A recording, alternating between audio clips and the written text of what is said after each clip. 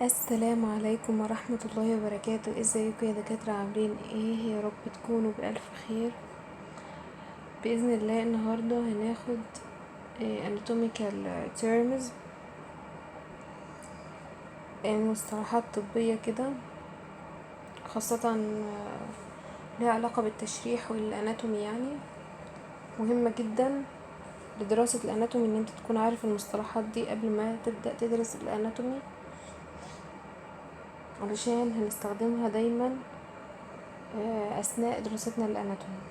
تمام، هنبدأ بسم الله. اولا يعني ايه اناتومي اصلا؟ مش احنا قلنا الاناتومي ده اللي هو علم التشريح؟ يعني بندرس جسم الكائن الحي، بنشرح جسم الكائن الحي تفصيل كده. ازاي بقى؟ ان احنا بندرس كل حاجة لها علاقة بالكائن الحي، العضلات والعظام والأربطة والأوتار والأعصاب والمفاصل، كل حاجة لها علاقة بتركيب جسم الكائن الحي بندرسها في الاناتومي. يبقى الاناتومي is a descriptive science، علم وصفي بيوصف جسم الانسان، that studies the gross features، سمات جسم الانسان of different parts، الاجزاء المختلفة لجسم الانسان and their relations، وعلاقتهم ببعض. تمام.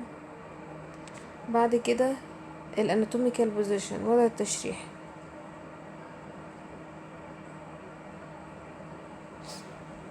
الوضع التشريحي ده عبارة عن وضع الجسم تشريحيا، يعني الجسم ده وضعه ايه، واقف ولا قاعد ولا رائد، وهكذا.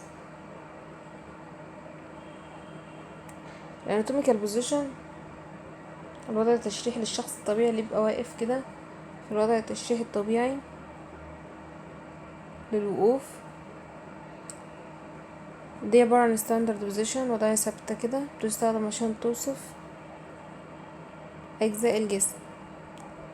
الجسم بيكون حالته عاملة ازاي؟ standing upright، جسم واقف، شخص واقف. face and eyes facing forward، الوش والعيون تبقى باصة قدام. النك extended، الرقبة مفرودة. تخيلوا معايا كده، تخيلوا معايا شكل الشخص ده عامل ازاي. شخص طبيعي واقف في الوضع التشريحي الطبيعي، بيبقى standing upright، واقف. face and eyes facing forward، باصين قدام، وشه وعينيه باصين لقدام. neck extended، رقبته مفرودة. arms hanging by the sides، ايديه على جنبه. palms facing forward، palms اللي هي راحة اليد او باطن اليد بيبقى مواجه للامام كده. thumbs lateral، الثumb اللي هو الابهام، اللي هو الصابع، اللي هو التخين القصير ده، بيكون lateral يعني ناحية برا. lower limbs parallel، الطرفين السفليين بيكونوا موازيين لبعض. feet flat on the ground، يعني القدمين بيكونوا مستريحين على الأرض. toes pointing forward، أصابع القدم بيكونوا بيشيروا للأمام. other body positions، في وضعيات تانية بقى للجسم، زي وضعية السباين والبرون، دول مهمين جدا. سباين ده معناه ان هو منبطح على ظهره، رائد على ظهره. تخيل معايا شخص كده رائد على ظهره، ده اسمه سباين بوزيشن، وضعية سباين. ترجمتها بالعربي يعني منبطح على ظهره او مستلقي على ظهره. تمام. بيكون بقى الوضعية عاملة ازاي؟ هو رائد على ظهره، lying on the back يعني رائد على ظهره. face directed upward، وشه مواجه لفوق، يبقى رائد على ظهره lying on the back، face directed upward، وشه مواجه لفوق. تمام. و prone position، prone عكس supine، supine و prone عكس بعض. prone يعني منبطح على بطنه، مستلقي على بطنه. lying on the face يعني رائد على وشه، بمعنى أصح ان وشه لتحت، اهي face directed downward. يبقى فهمنا supine و prone دول كلمتين مهمين جدا او وضعيتين مهمين جدا. supine اللي هو مستلقي على ظهره lying on the back، والface directed upward. والبرون ده منبطح على بطنه عكس supine، ومعناها lying on the face راقد على وشه، والفيس directed downward. في حاجة بقى اسمها الاناتوميكال planes اللي هي المستويات التشريحية. المستويات ديت عبارة عن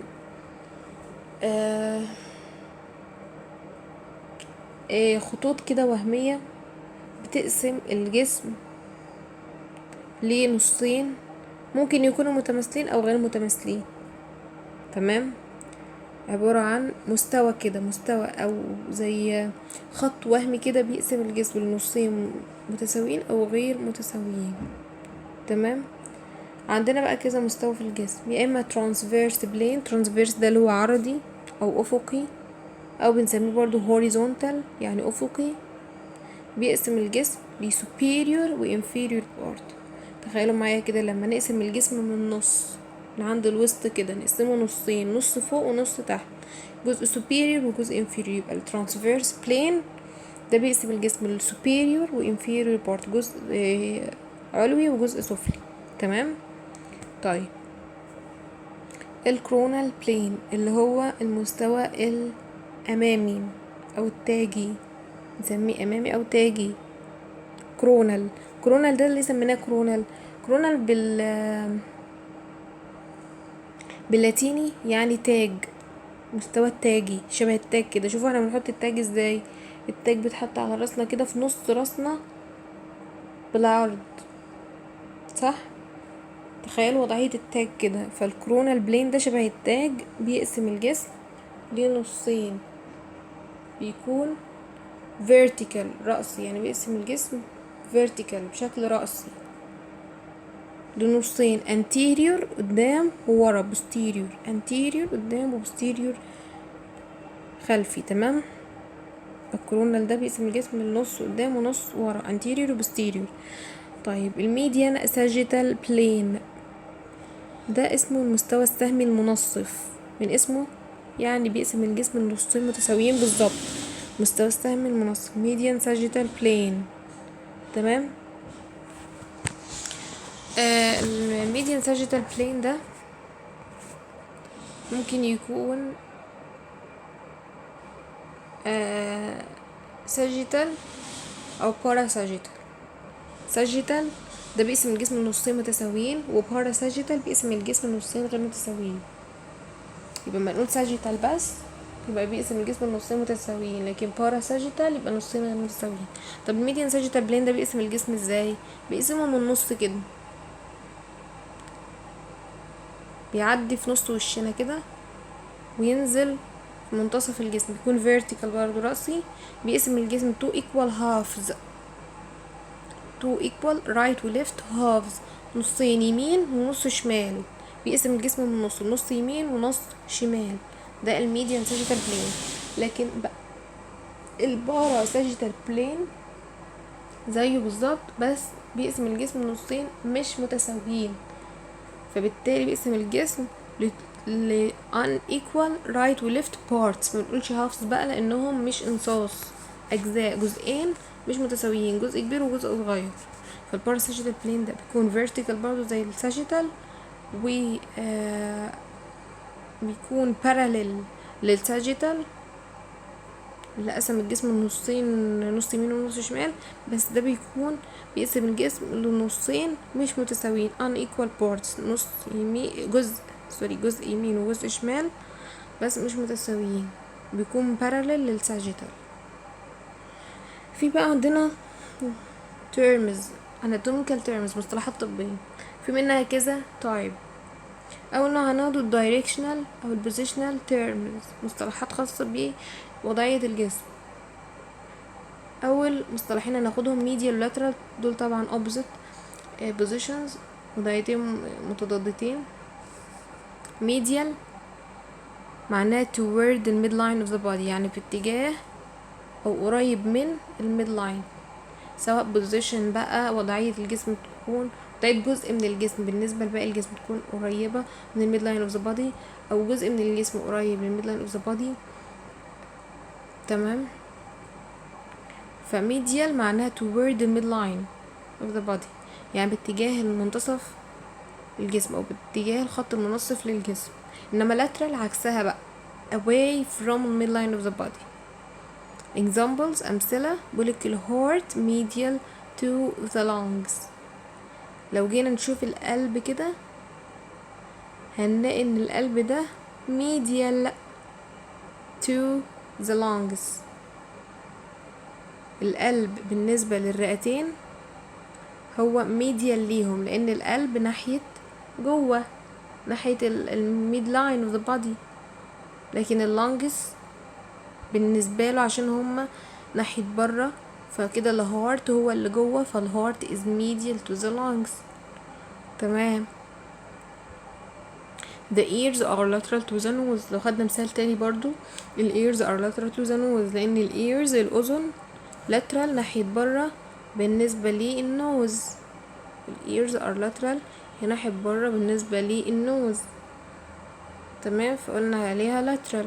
لو خدنا برضو على الايد مثال تاني من عندي على الهاند، لو قلنا الليتل فينجر في الاناتوميكال بوزيشن احنا شرحنا الوضعيه الطبيعيه للجسم، وضع التشريحي للجسم لما بيكون شخص واقف.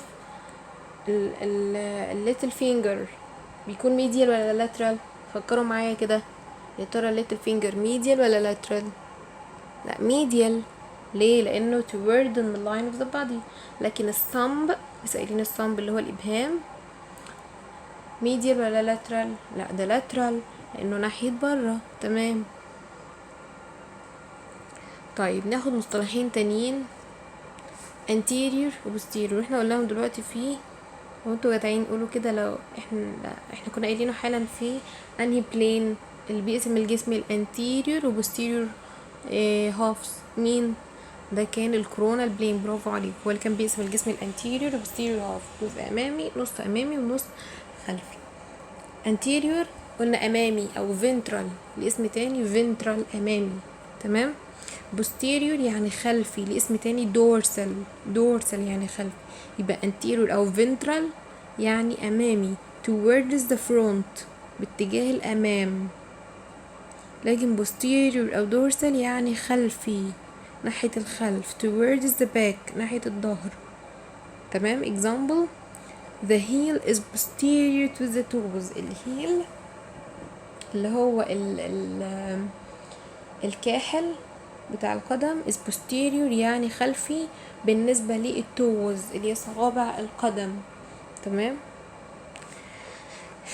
تاني ناخد برضو مصطلحين تانيين superior و inferior. لسه قايلين superior و inferior يعني ايه؟ superior يعني علوي، inferior